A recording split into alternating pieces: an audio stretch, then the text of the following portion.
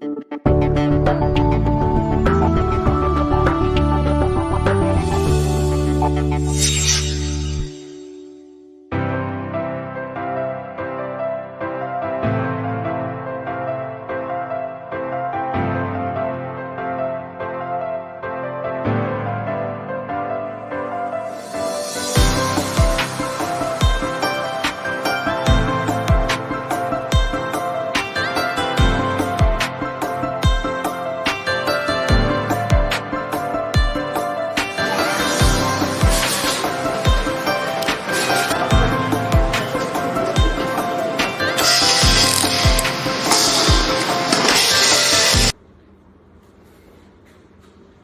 חברים, מה שלומכם?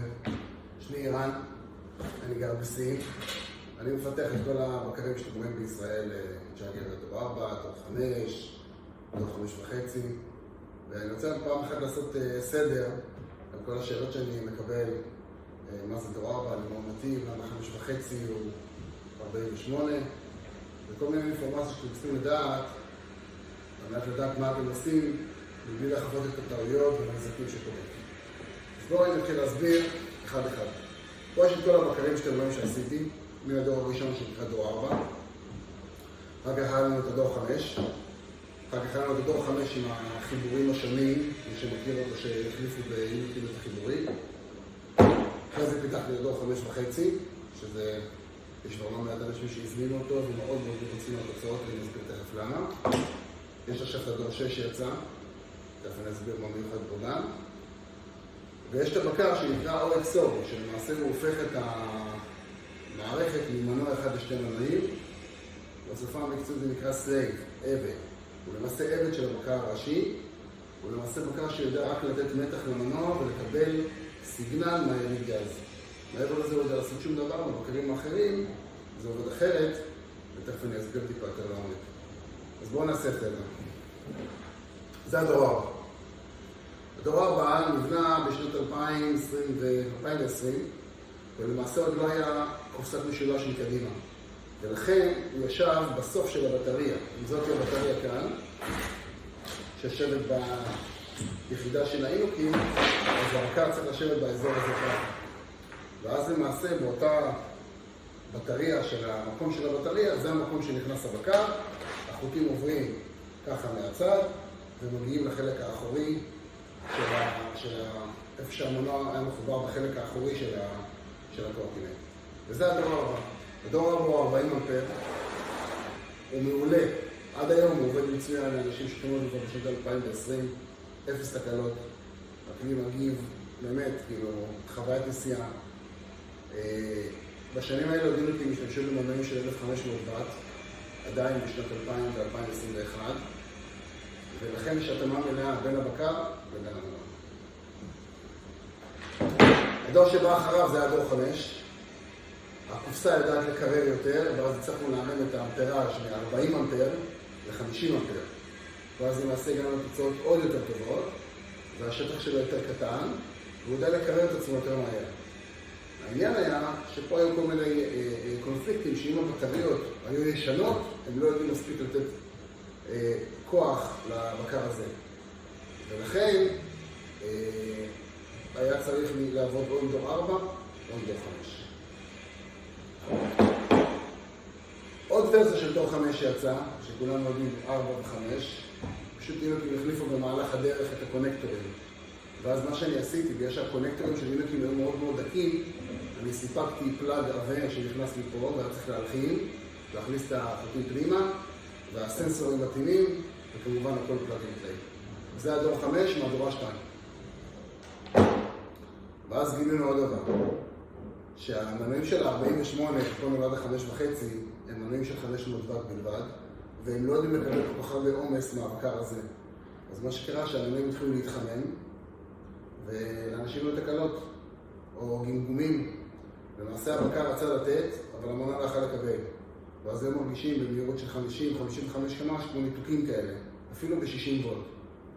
ואז הבנו שצריך לבצע התאמה נוספת למנוע, והגיע המנוע חדש של אינוקים בסין, אי אפשר לקנות אותו בסין, ועשינו התאמה מלאה בין המנוע 48 וולט שיש בישראל, שנמכר לכל כך הרבה אנשים, והבקר הזה שהוא 5.5, מה שמיוחד בו הוא מאוד מאוד מאוד קטן, צריכת הזרם שלו מאוד נמוכה, הוא מאוד מהיר, הוא מגיע ל-55 קמ"ש, מה שאני בדקתי עם אנשים שותים עד 70 קילו, במישור. צריכת זרם מאוד נמוכה, אז הוא לא מבזבז את הבטריה, לא מחמם את החוטים. ומה שעשיתי פה התאמה, הפלאגים שנכנסים למנוע הם מאוד מאוד מאוד קטנים. לעומת הפלאגים הגדולים. זה ההבדל, תסתכלו את ההבדל. זה ה-1500, זה העובי שלו, וזה ה-500. פשוט הבדל ענק. תתקרב טיפה להצלמה, שתבינו, זה ה-500 וזה ה-1500. עכשיו, הבקר הזה מתאים רק ל-48 וולט. כל פעם אנשים עושים חוכמות וקונים 48 ושמים עליו 60. מה שאני עשיתי הפעם, אני חסמתי אותו שלא יודע לקבל 60. ואז אנחנו נדע שמי שקונה 48 וולט 500 ואט, זו התוצאה הטובה ביותר שאפשר להגיע עם המנוע הנוכחי שקיים כרגע לאינוקים ששווק בישראל, ולכן סגרתי אותו ל-60 וולט. על מנת למנוע עוד פעם התחממות של חוטים, ועוד פעם ניתוקים, ועוד פעם צרות. הרעיון הוא לבנות מערכות יציבות שישרתו אתכם לאורך זמן, כמו שאמרתי בהתחלה. וברגע שיש התאמה מלאה בכל המערכת, מלמעלה עד למטה, ויש התאמה בין מה שהבטריה יודעת לספק, למה שהבקר יודע לקבל, ומה שהבקר יודע לתת. הבקר תמיד יושב באמצע. הוא מקבל את הכוח, את החשמל מהבטריה, והוא משדר אותו למנוע. עכשיו, המנוע לוקח את הזרם שהוא יכול לקבל מהבקר. אם מעמיסים עליו יותר מדי, הוא פשוט מתחמם ונשרף. ואז היעילות של המנוע יורדת באופן משמעותי. וזאת הסיבה שחייב לדייק במוצרים. אז גם אם אתם נוסעים למשל על בקר כזה, על מנוע שיש לכם כרגע הקטן, זה ה-5, היעילות שלכם אחרי חצי שנה תרד באופן משמעותי, כי הסלילים, כשהם נראים ככה, זה נחושת. זה הסלילים, תכף אני אסביר על זה גם. הסלילים פשוט מתחממים, ואז היעילות של הנחושת יורדת באופן משמעותי, והמנוע לא סוחב, ושורף בטריה. ולכן צריך שתהיה התאמה מלאה. בקר האחרון שאני מדבר עליו זה הדור 6. זה בקר שיודע לקבל עד 60 אמפר. רק העניין שחייב לבצע לו התאמה עם המנוע. ופה אני אדבר לכם על המנוע. מה שצריך לעשות, יש וידאו אחרי שסיפקתי, פשוט להחליף את הניבה של המנוע בניבה הזאת. למה הניבה הזאת יותר טובה? מעבר לזה שהעובי של החוטים פה זה 4.0. ואז למעשה אין הצטמקות של הכבל, והמנוע מקבל את כל המתח שהוא צריך לקבל מהבקר, וזה מונע התחממות, לא צריכים לשים שום דבר שמקרר, וכל הסיפורים האלה שקורים בישראל. מנוע חשמלי לא אמור לקבל קירורים למיניהם. הוא אמור לבנות מערכת שתהיה יציבה ולא מתחממת. וזאת היא הסיבה שפיתחתי את המנוע הזה. הוא פשוט נכנס לתוך הגלגל המקורי של האינוקים שלכם, ואז אתם קוראים את זה בסט אחד. אתם לא קוראים אותו רק דור 6 לבד, כי המנוע של אינוקים החוטים נורא דקים, ואז זה מתחמם. אז אנחנו פשוט לא נמכור את זה כדור 6 לבד. אנחנו נמכור אותו דור 6 עם הליבת מנוע. ואז אני יודע שמכרתי למישהו מוצר, שמגיע ל-75 קמ"ש על מנוע אחד, כמובן לא בכביש, בנסיעות שהן למקומות יהודיים, לנסיעות בדירות כאלה גבוהות. ואני יודע שיש לו שקט, הוא ניסה שנה וחצי, לא התחמם לו החוטים, לא היה בסוע בטריה, הכל יעבוד נכון, ונגיע לתוצאות טוב.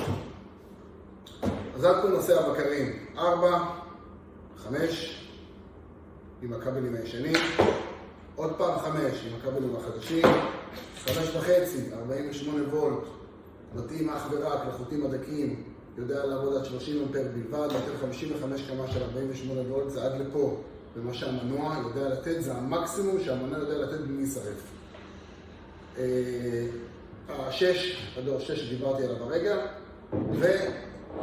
והסלייב, הבקר סלייב, הבקר הנוסף שמתחבר למערכת המקורית.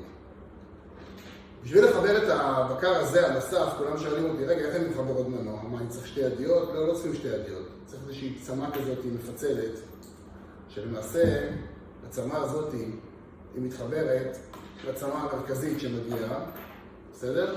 ומפה היא מתחברת לבקר, לא משנה איזה בקר שתבחרו, לכל הבקרים, יש לו כאילו המשך, כאילו ממשיכה, בסדר? ואז פה יש גנב. הגנב הזה יודע לתת מתח והזנה לבקר הזה, פה, הוא נכנס לכאן.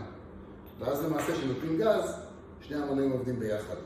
מה שמאוד יפה, אצלנו, שלא צריכים אפילו להוסיף כפתור. למעשה, ההפעלה של המנוע הנוסף יושבת בדיספליי. אז יש לכם 1-2 מנוע 1, 3, מדליק את שני המנועים. ואז אתם מקבלים 50% על המנוע האחורי, 100% על המנוע האחורי, ו100% על שתי המנועים. אני ממליץ לנסוע 100% שתי מנועים, ולסחוט עדין את הגז כמה שצריך, ואז לא לסחוב לכאורה מנוע נוסף שהמנוע הקדמי מושך אותו. אבל זאת היא היחידה, וככה זה עובד. אני אתן לכם עוד הסברים בהמשך, כל בקר נוסף, מה הייחודיות שלו, ולמה הבקרים שלנו כל כך טובים, ומה אני עושה פה כל כך הרבה שנים, על מנת להגיע לתוצאות כל כך טובות. עוד משהו שאני רוצה להראות לכם, אחרי שסיימנו את הבקרים, מצב מאוד יפה, אני כבר עושה את זה באותו וידאו, אבל אולי אחרי זה נעשה למחר, זה ארוך מדי. ולמעשה, לא יודע, הרבה אנשים שאלו אותי על הבורד. זה בורד שהוא דולק עם אורות, יש פה אורות מלמטה, הוא נותן כולו הדלקה מסביב. יש גם וידאו אחר שעשיתי שרואים את האורות דולקים, וכמובן, מה שאני יודע לעשות הכי טוב זה פלאג אנד פליי.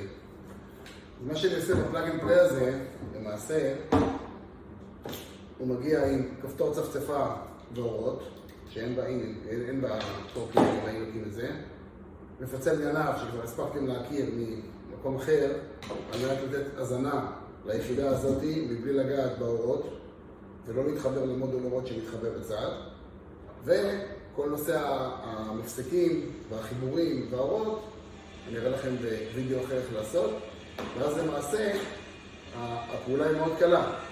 אותו דבר בדיוק, לוקחים אם אתם זוכרים, יש לכולם את הירוק שנותן אור למודול אורות, מחברים ירוק לירוק, ממשיכים לירוק הנוסף למודול אורות, ומפה לוקחים זרם על מנת להפעיל את הסוויץ' שמפעיל את הצפצפה ומפעיל את האורות על הבורד הזה. אני אעשה על זה וידאו בנפרד. יאללה חברים, מקווה שעכשיו הכל ברור. שתדעו לי שפחות שאלות מרגיזות. ביי ביי.